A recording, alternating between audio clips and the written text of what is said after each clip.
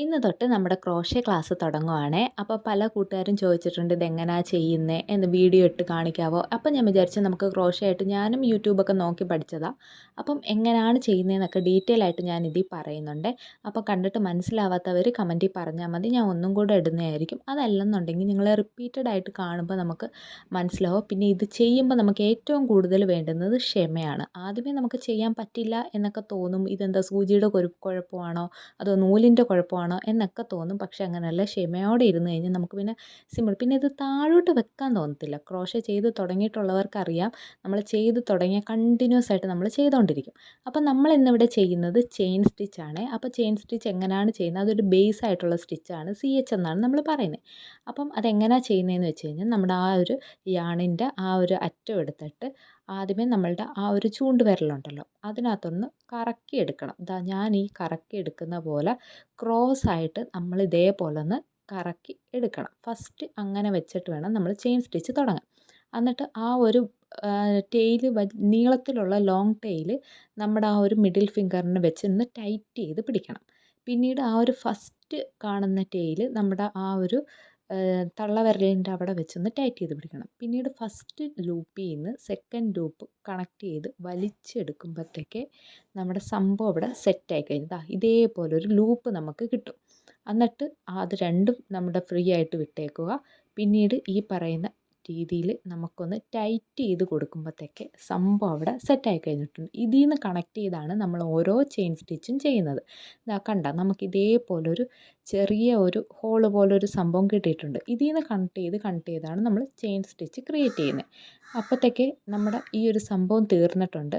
ഇതാണ് നമ്മുടെ ബേസായിട്ട് chain stitch ചെയ്യുമ്പോൾ ചെയ്യുന്നത്. പക്ഷേ ഇത് നമ്മൾ ഇതേപോലെ വലിച്ചു കഴിയുമ്പോൾ കണ്ട ഇതേപോലെ മാറും. അപ്പം ഒന്നും കൂടെ ഞാൻ കാണിച്ചു തരാം. ഇതേപോലെ ക്രോസ് ആയിട്ട് നമ്മളുടെ വിരലിൽ ചുറ്റണം. എന്നിട്ട് ആ ഒരു ടെയിലും നമ്മൾ വിരൽ വെച്ച് തന്നെ ടൈറ്റൻ ചെയ്ത് പിടിക്കണം. എന്നാലേ നമുക്ക് ആ ഒരു ലൂപ്പ് വലിച്ചെടുക്കുമ്പോൾ നല്ല രീതിയിൽ കിട്ടുകയുള്ളൂ. അതിന് വേണ്ടിയാണ്. അപ്പോൾ ഫസ്റ്റ് നമ്മൾ ഓരോരുത്തരും ഓരോ രീതിയിലായിരിക്കും ടൈറ്റൻ ചെയ്യുന്നത്. നമ്മൾ ചെയ്ത് വരുമ്പോൾ നമുക്ക് ഏതാണോ എളുപ്പം അതനുസരിച്ച് നമ്മൾ ചെയ്താൽ മതി. എന്നിട്ട് ഈ ഒരു ഫസ്റ്റ് ക്രോസ് ചെയ്യുന്ന ആ ഒരു സെക്കൻഡ് ആ ഒരു ലോങ് ടെയിലിൻ്റെ അങ്ങോട്ട് ആക്കി വലിച്ചെടുത്ത് കഴിയുമ്പോൾ നമ്മുടെ ആ ഒരു ലൂപ്പ് കിട്ടിക്കഴിഞ്ഞു. പിന്നീട് നമുക്കതൊന്ന് ടൈറ്റൻ ചെയ്ത് കൊടുക്കാവേ.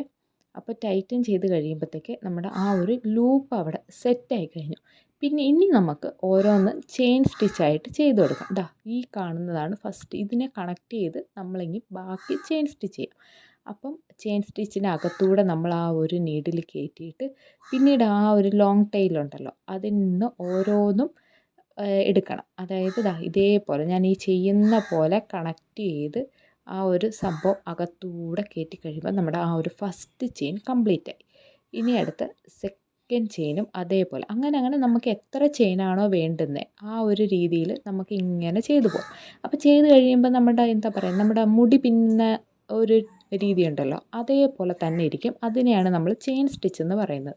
അപ്പം അതിനകത്ത് നമ്മൾ അതിൻ്റെ കോഡായിട്ട് CH ആയിട്ടാണ് പറയുന്നത്. അതിൻ്റെ കോഡ് ഇതാണ് ചെയിൻ സ്റ്റിച്ച്. അത് നമ്മൾ ഏത് പാറ്റേൺ ആണോ ചെയ്യാൻ ഉദ്ദേശിക്കുന്ന പാറ്റേൺ അനുസരിച്ച് ചെയിൻ സ്റ്റിച്ചിൻ്റെ നീളവും കൂടും.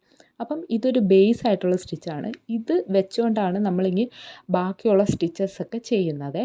അപ്പം കണ്ടിന്യൂസ് ആയിട്ട് നിങ്ങൾ ചെയ്ത് നോക്കിയാൽ നിങ്ങൾക്ക് എല്ലാവർക്കും ചെയ്യാൻ പറ്റും. അപ്പം ഈ ഒരു രീതിയിൽ ആദ്യമേ നമുക്ക് ബേസായിട്ട് ഓരോ സ്റ്റിച്ചായിട്ട് പഠിക്കാവേ. അതുകൊണ്ടാണ് ആദ്യമേ ഞാൻ ഇതിൽ ചെയിൻ സ്റ്റിച്ച് മാത്രമേ കാണിക്കുന്നുള്ളൂ. എന്നിട്ട് നമുക്ക് അടുത്തടുത്ത് സ്റ്റിച്ച് വെച്ച് ചെയ്യാം. അപ്പോൾ എത്രത്തോളം വേണോ അത്രത്തോളം നമുക്ക് ഇതേപോലെ ചെയ്ത് പോകാം. അപ്പം ആദ്യമേ നമുക്ക് വിചാരിക്കും നമ്മളെക്കൊണ്ട് ചെയ്യാൻ പറ്റില്ല, ചിലപ്പോൾ നമുക്ക് വളഞ്ഞും ഒക്കെ ഒരു പ്രോപ്പറായിട്ട് സ്ട്രെയിറ്റ് ലൈനായിട്ട് കിട്ടില്ല. പിന്നീട് നമുക്ക് ഇതേപോലെ വലിച്ചു കഴിയുമ്പം ആ സ്റ്റിച്ചെല്ലാം റിമൂവ് പോവുകയും ചെയ്യും. അപ്പോഴത്തേക്ക് സംഭവം ഇവിടെ മനസ്സിലായെന്ന് ഞാൻ വിചാരിക്കുന്നു.